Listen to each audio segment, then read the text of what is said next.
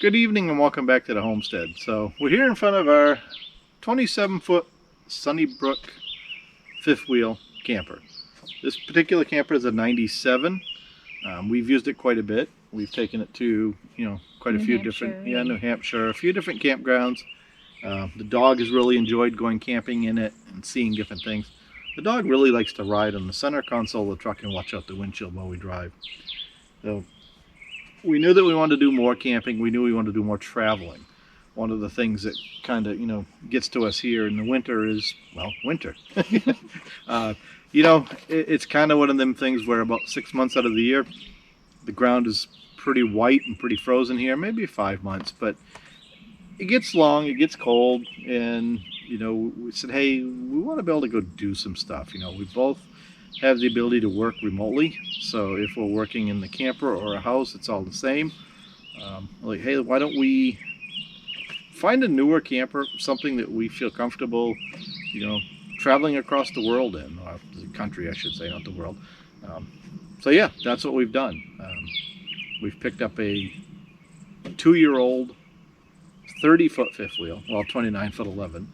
And we'll show you that in a minute. But one of the biggest reasons, or some of the biggest reasons we decided to pick up something newer, was we felt like this one needed just a little bit more work than we really wanted to invest in it to make it comfortable for us to travel around the country.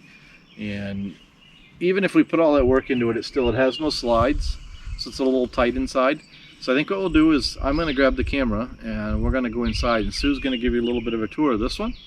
And then we'll take you and we'll show you the new one and some of the cool features of it. So why don't you hold on a minute while the dog and I grab you guys, and Sue will let us in, and we'll go on inside the camper. So this is a 97, but for its era, it's in excellent condition. But you'll see the interior is dated. And as Ryan said, there are no slides, which makes it so that the space in here is relatively small, especially for both of us trying to work and have an office. So this is the entire kitchen and dining room. The living room is right about here. And if you keep going up through here, there's the bedroom. And that's all the space there is. So you can see this was a bit of a tight space for us. So come on up and we'll show you what makes the new camper a bit nicer for the two of us to work in, and of course, a better doghouse. Brady, want to go see the new doghouse?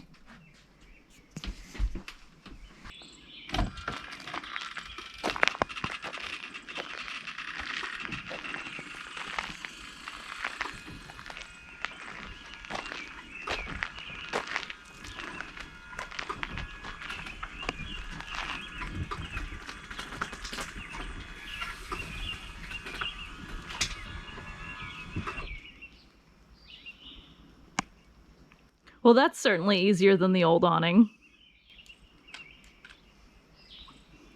Alright, I'm going to grab the camera from you guys, and Sue and Spidey are going to give you a tour of the new camper.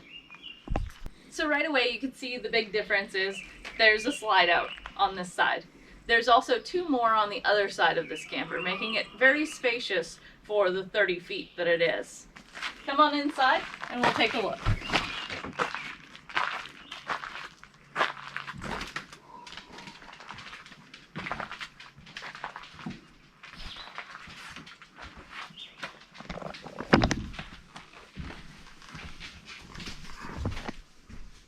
So in here you can see there's a lot more room.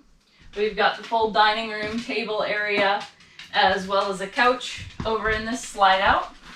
And I did order a collapsible desk that's going to go right there to give us 2 separate independent work areas. Behind you is the kitchen.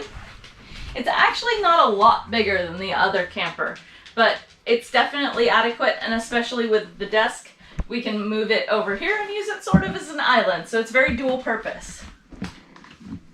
Ryan's gonna spin around and he's gonna show you in the bedroom area. This is actually very similar sized, but the bathroom layout is a lot nicer in this one.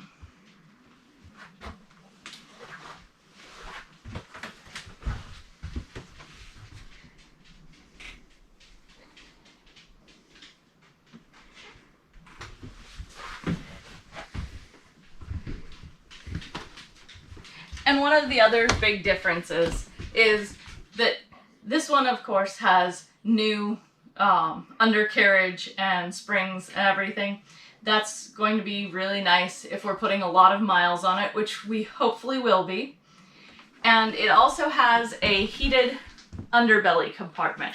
So in a lot of the old campers, you had the issue where you can't bring them in and out of a frozen state without draining all of the liquids and re-winterizing. So with this camper, as long as we are keeping it heated and using it, we don't have to worry about filling it up with water and then having it freeze on our way to our next destination, because the whole undercarriage is all heated in this. So climate controlled is going to be really a big asset for us. So I think we'll take you guys outside and give you a once around on the outside, and we'll wrap this video up. So hold on while Sue and Dog and I climb back out.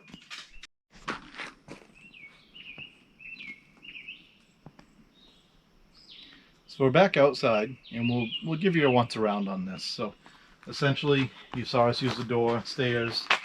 This does have auto level. We'll leave a link to a video below on how that works. Got a couple speakers out here for the stereo. Got some underbelly storage. Actually, this is your outdoor kitchen. So all of the doors are magnetic, so you just put them up and they stay. So in here you've got a little sink, you got a little propane grill. And this one is the only one that doesn't have what they call the slam latches, and it's because there's no space. So this is what the dealer calls slam latches, because when you're done, you just shut it and it latches. But that's the underbelly. You'll see it goes, probably hard to see in this video because the other side is closed, but it goes all the way underneath. And we're going to end up putting some lithium batteries in the front compartment. And somewhere in here we're going to end up putting probably a Victron inverter so we can run off grid. So there's the current battery. We'll be removing all of that when we do that. And this is the auto level control panel for this, or you can use your phone, as you saw me doing earlier. So that's kind of nice, because you know, if we are going to do a lot of traveling, stops and goes a lot, like for example heading to Tennessee here in another month, we've got 4 stops on the way down. So we can back in, pop the hitch on the truck, hit auto level, camper will level itself up. We can go in and get a night's sleep, ready to go. We hit hitch height, back the truck under it, set it all back down, and we're on our way. So what takes probably 45 minutes in a standard camper takes about 5 minutes in this camper. We did opt to go with the Anderson hitch, which converts your gooseneck ball in the bed of your truck to a ball for the camper, and it comes with this adapter that puts it on there. We'll show you the piece in the truck in a minute. And then as you come around this side, you get your other 2 slides, as Sue pointed out, your dual propane tanks, and then in here is where all your connections go. So in here you get your water inlet if you're running off city water. You've got the power out here, you got an outdoor shower, and you got a hose here where you can winterize and you can suck the antifreezer out of the jug, and that gives you a little bit better view of over the other side there of all the space with the light on. But it's a big underbelly, a lot of storage space.